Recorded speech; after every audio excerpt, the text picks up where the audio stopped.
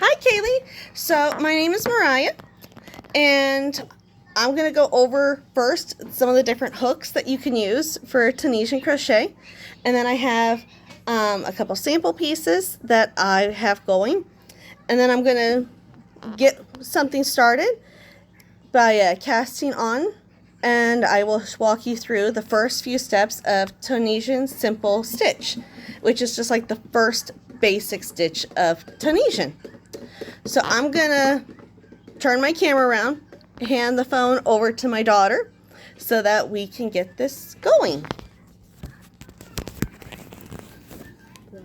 Okay, so we have all these different hooks here, and I know it looks like I have a lot going on here, but this is something that is kind of interesting. There is a lot of different things that you can do with Tunisian, and it's supposed to be like a form of crochet that can look and behave like knit fabric. So we're going to start off with your typical crochet hooks, and depending on the kind of crochet hook you have, you can use these for certain bits of Tunisian crochet. Like if you're doing like the 10 stitch blanket, these could be used, but you want one that has this long throat here instead of a short one, or shaft. I'm sorry, this is the shaft, this is the throat. I know better.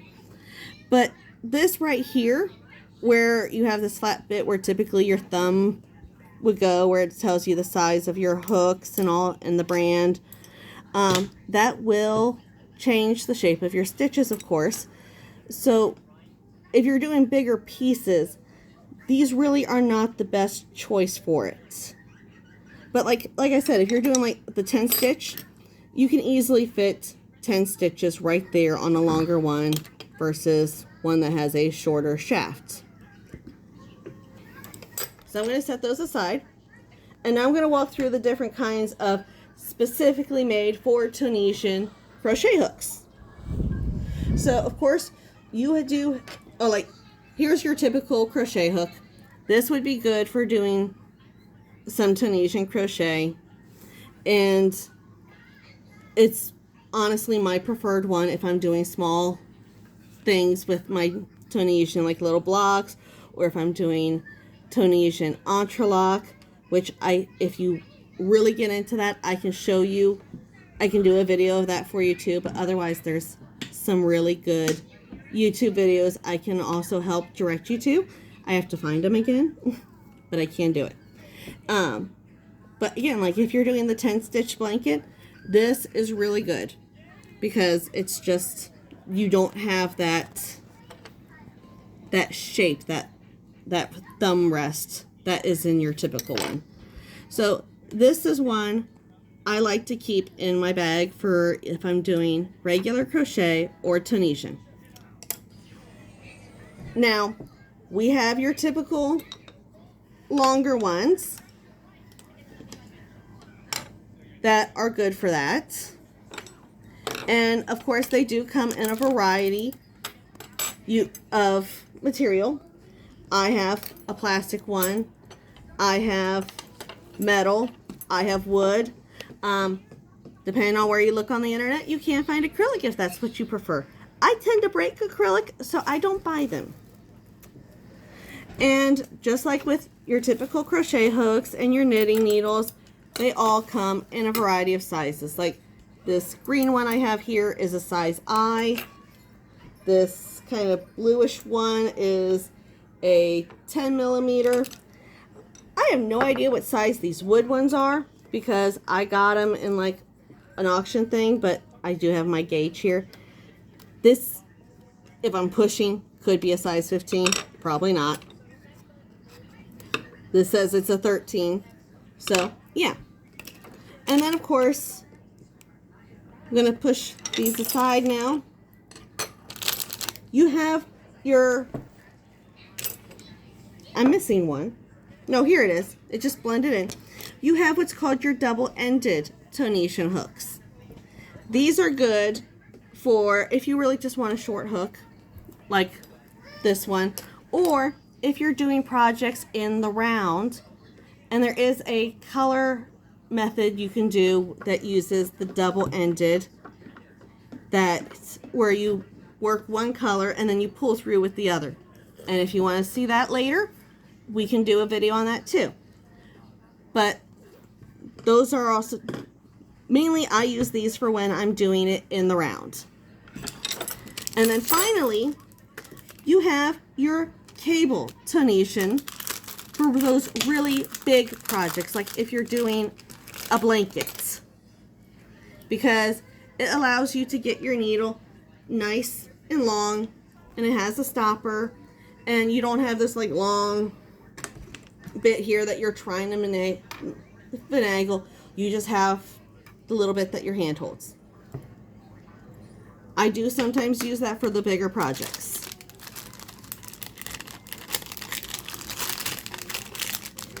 So this is one that I have been working on.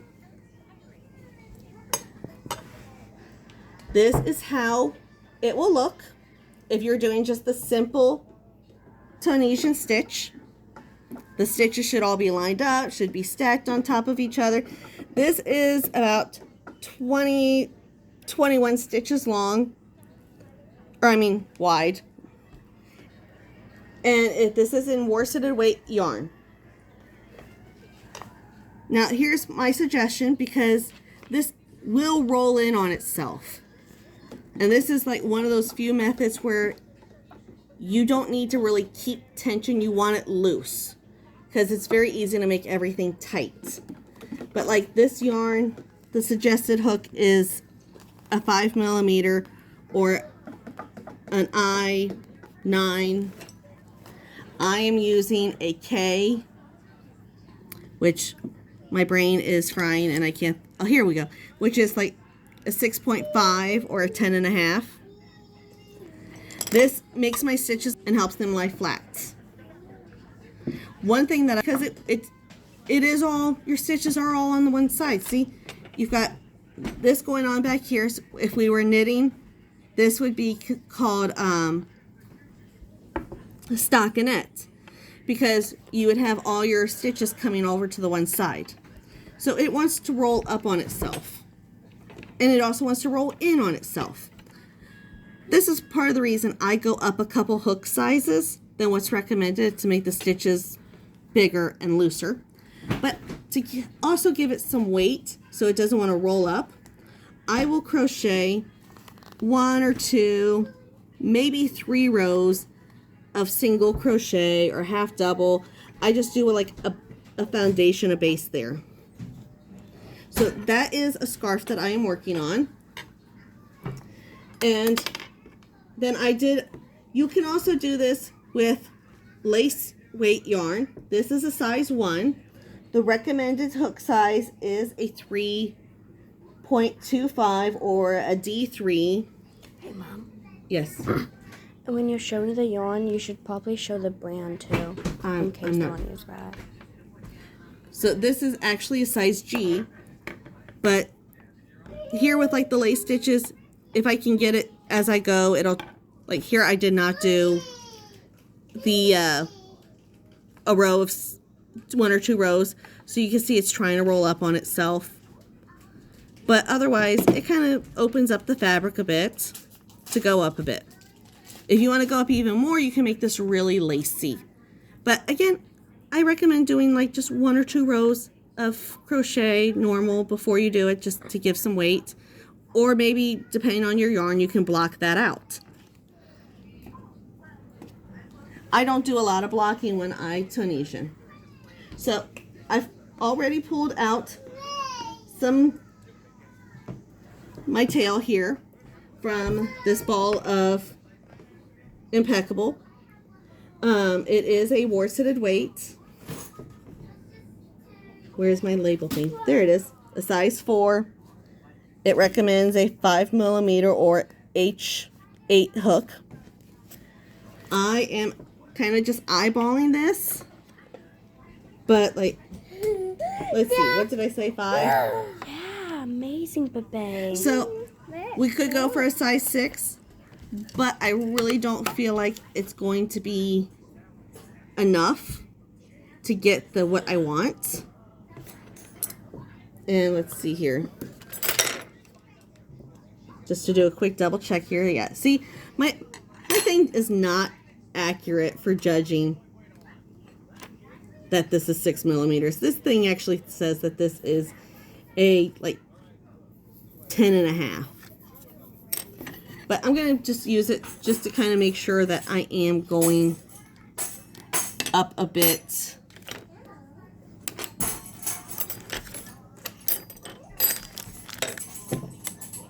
Of course, this thing wants to fight me.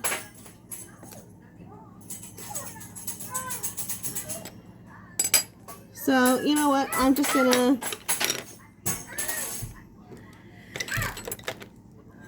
I thought I had better hooks than this. Anyway. Do you need me to pause the video so you can get a different one? I don't think we can pause. We can. We can? Yeah. It'll just keep rolling? Yeah. Right okay, now. yeah, hit pause. We're going to... Okay. Ready? Mm-hmm. Okay, so sorry about that. I stepped away to see if I could find the hook that I thought I had. I had a larger double-ended crochet or Tunisian hook. And yay, can't find it. But it does recommend a size 8. And I did find my other needle guide, and now I understand more about how the sizing thing works, because I honestly don't crochet much. So of course I do have a 6.5 or a 10.5, well, 6.5 millimeter and a 6 millimeter. So these are both good because they are 2 to 2.5 needle sizes bigger. I do recommend doing that because otherwise you're going to have a very dense fabric. So we're just going to do a quick slip stitch here. And I'm going to go ahead and use my K hook, which is a 6.5. It is shorter, and I do like these hooks because they do have that long shaft here. And I think I picked this one up at Hobby Lobby and this one up at Joann's. I do recommend having that gauge because, as you can see, the print rubbed off. So snug that up right there. I'm gonna do, and here's the nice thing about doing the simple stitch. It honestly does not matter how many you cast on. You go until it is as wide as you like. So that's 2, 3, 1, 2, 3, 4, 5. Hold on, babes. 6, 7, 8, 9, 10. So just for the sake of making this so you're not watching me try to crochet like 20 stitches, and that takes forever, I'm going to try and keep this relatively short, so like maybe 11, 12. I think that's good. And I like to do one more simply because I do skip that one right there. And I also have this weird thing where I like to go into the loop in the back. Evelyn, leave Lucky alone. So I'm going to do... So first I'm going to just kind of show you how to do it without doing that first row foundation. And for this, I'm going to pull out one of my stitch markers real quick. Want to wash, Mom? Yeah.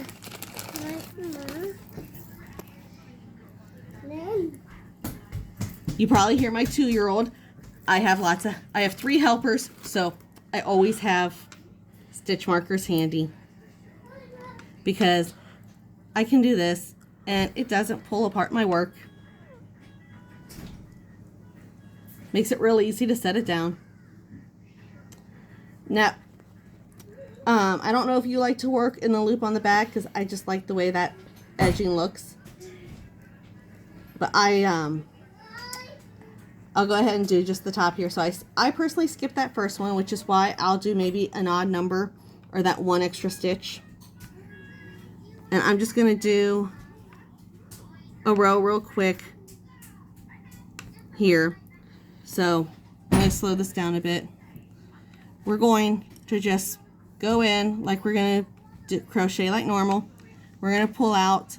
We are not taking any stitches off. We're going to hold them there. We're just going to carry them with us.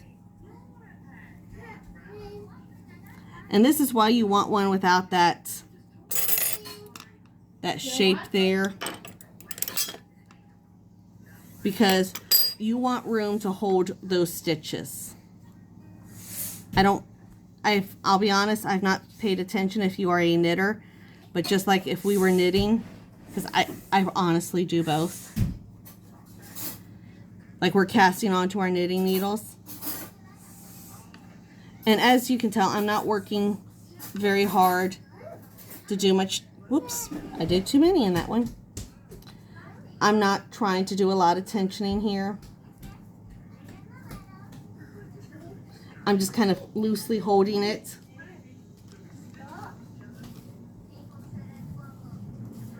Pull out a bunch here. And towards the end, this is why I like having my tail loose, as I can help hold it right there. Oh, I split my yarn. I hate when I do that.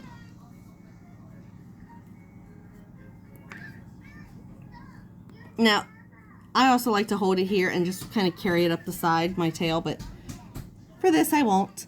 So, okay, now we're going to go and finish our row. So, we're going to wrap.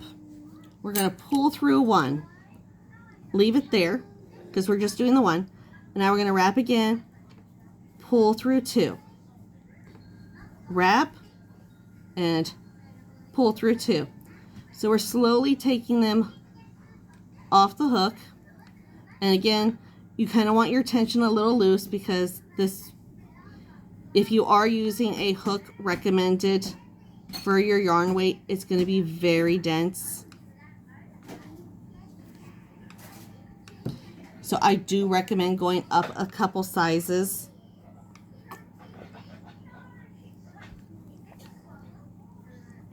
So there we go. We have the first row, and yes, it's going to look a little funny. And now we have all these vertical lines here, just like with my scarf. We have all these vertical lines. We're not going to chain one. You don't have to. I don't. I've not seen any videos where I do. I might be wrong. But we're just going to come in, and you see this first vertical line? We're going to go to that one. Wrap, pull, and keep it there. Right into that second one. Wrap, pull. Remember, you don't want a tight tension. You kind of want it loose. I just have it here between my fingers to kind of keep track of where it is. So that line right there, we're gonna, whoops, kind of want it towards the back there. If we pull it forward, that is, and then do it, that is called, that's doing like a purl stitch in this, and we're not ready for that. It's good when if you're doing what's called the honeycomb, but we're just doing the simple stitch today. So vertical line, wrap, pull, hold.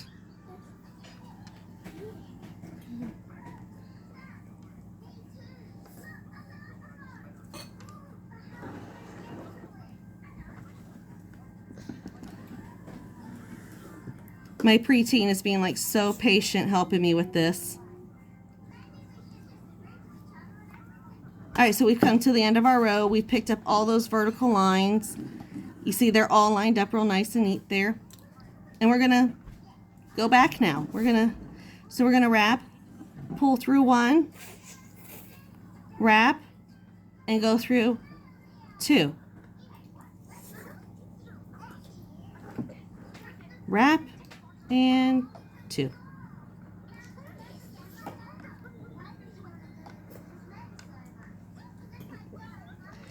So as you can see, that is pushing everything to the back.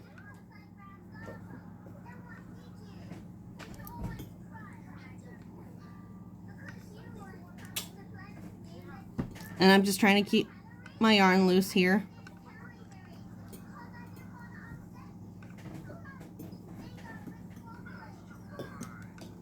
So as you can see, our lines are lining up there, and it looks like we have all this openness, but you really see that after we go past that first row. So again, we're not going to chain 1. That's it. We're just going to now pick up that second row of vertical lines.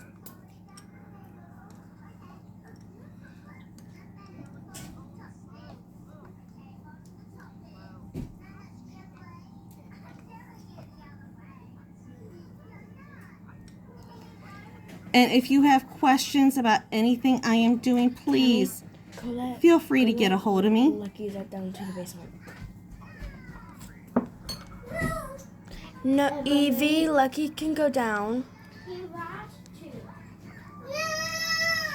Yes, we have several cats, and my youngest wants to pick up and hold them all, and She must shut it on his tail. the current one, Evelyn, you can't do that. the one that my 2-year-old is currently trying to torment, he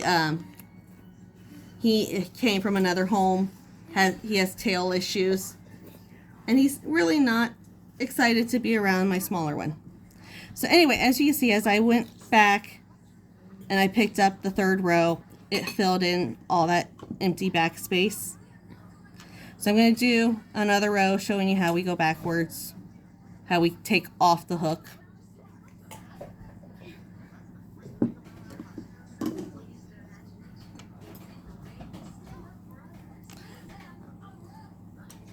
And then I'll show you like the cast off. But like this little bit, you can see where it's already trying to curl up on itself, because we're pushing a lot here to the back. And this is why I recommend doing that a row or 2, or maybe even 3, depending on what you like, of just basic crochet. You can do single, half double, double, whatever strikes your fancy, to kind of give it some weight. So now we're gonna like finish this off. So we're gonna just basically slip stitch our way across.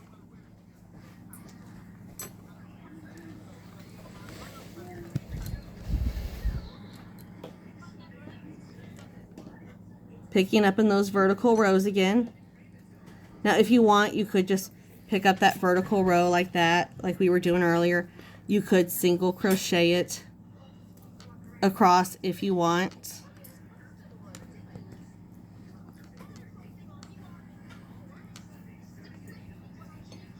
As you can see, it did create a change in the look. I'm going to pull back a bit here to where I was just slip stitching. And I'm just going to slip stitch my way across.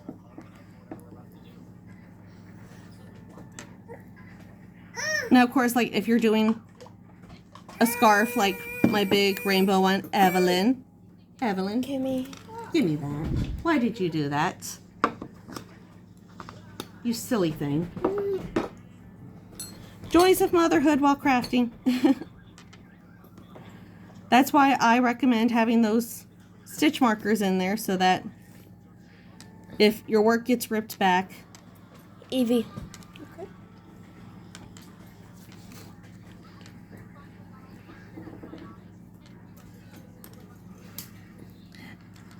And of course, I don't think I was very clear with this earlier, but when you come to the end here, you're just gonna go right there, pick up like you would at the end of a normal row, just like when we were doing down here with the simple stitch. You pull through, you tie off however you want to tie off. Now if you did a couple rows of regular crochet down here, I do recommend doing it here at the top, just so, because it looks pretty. It looks even then.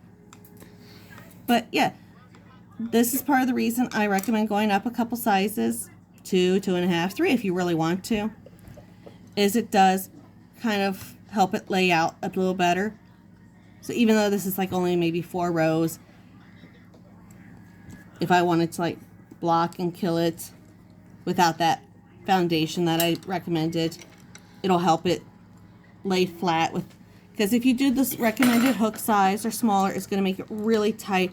It's going to roll no matter what you do, even if you try and block or kill the yarn. But that is the basics of Tunisian crochet. Just the simple stitch. And that is the kind of hooks that you would want to look for and why. And again, if you have any questions about anything I did, please let me know, because honestly this is the first time I've done a video like this. So good luck.